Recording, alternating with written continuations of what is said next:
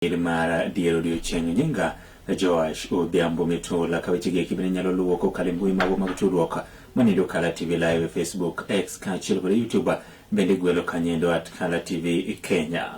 Wachako kod akaunti ni ma Kisumu kama wayudo ne jotelo duond buch siasa mar ODM owuok kaluwo koro kwayo oganda luwo kaachiel kod johera mag duond buch siasa mar ODM mar mondo miyo yiene ni gitie tich achiel kendo gibedo kanyakla motelo ne yiero ma higa manyien mar 2027 kagiwuoye kinde nyasi moro mar liel seme sub county ni ma Kisumu jotelo go koyango ni mane inde ka oganda luwo nyalo wuotho kanyakla e weche giko mag siasa kaachiel kod yudo chenro giko mag dongruoge mana ka gen kanyakla mana ka kichako nwa diro odiochieng' kod jafwambo marwa Justus Adoyo.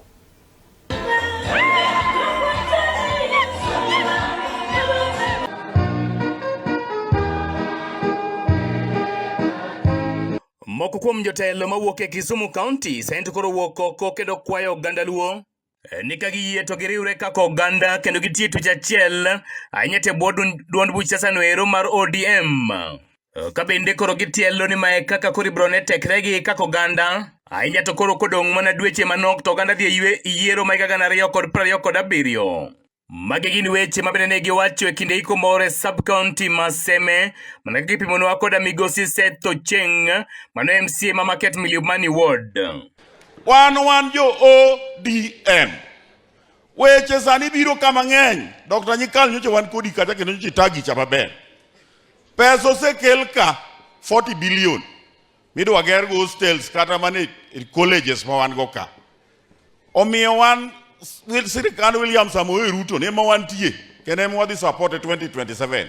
President ukoro kwadwar mana kaka buru nyo wacho to wadwaro ministers mang'eny 2027. Wadwaro kata ministers 20 kata par gi kombe mamoko mondo jowa obede ang'o e sirikal mane kama wantie. Kabende korka kore jalup gavana e sirkand kaunti ma Kisumu Laktar Matthew Owili to nokwayo mana riwruok mar oganda kowacho ni mano eka oganda jokanyanam nyalo go kwan kod piny owacho mabiro. To sani nyaka nyo baba nindi chunywa chandore. Ng'ato wuok koni owuoyo kien, ng'ama chielo wuoyo kien, ng'ama chielo wacho mare Joluo waparu diriyo. Mae samono benu ariore moloyo nikech sani onge thuon ma wanyalo pimo gi thuon mane wan go mane wang'e idewo cha. Koro wariwore to wariwo bende party mar ODM. Migosi Owili koro tielo ni nyaka gibed kod duol no ero ma bende ginyalo bedo go e mesa kod duond buch siasa no ero mano mar UDA. Ka bende otielo ni ok gidhi manyo kom matin ne jalup jatend piny owacho ma pacho ka endi e kit kweth mag kombe mamoko. Jomoko nyo wacho ni Dr. Buro wacho ni ok odwar deputy president. Uwinjo kanye. Ka uni ng'ato ubiro nyako ne kunyalo wayo gimoro wan gi mwang'eyo ni we are not going for anything less than the deputy president position and many other positions with it.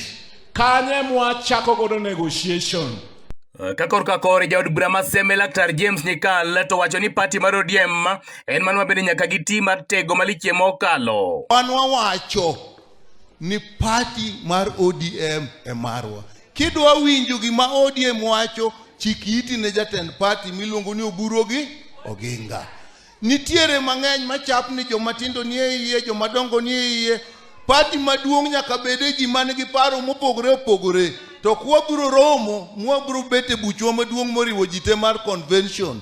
To gimowuok kanyo ema wawuothogo kako oganda.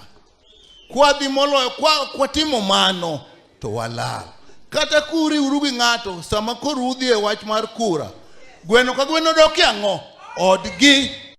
Ka bende jotelo go ekono Oriwure paro ni pogruok mane duond buch siasa mar ODM en man ma bende owinjore koro nyaka gikedi kendo gitieki. Ka Laktar Matthew Ocheng Owili jalup gavana e sirkand kaunti ma Kisumu ne okokoso ote ne jasiasa Okech Sala. Party mar ODM is a party of order. Manaka the Anglican Church. Waero jite kendo waero mheshimiwa Sala Okech. Aere kabisa nikech anja komo siepna no siepne kendo introduce wa. To gimanya konge ni gimora mora motimo, we have a party structure that must be respected. Anyawangano sewacho I support her 100%. Nekala TV kwa Kisumu County and Justice Sadoyo.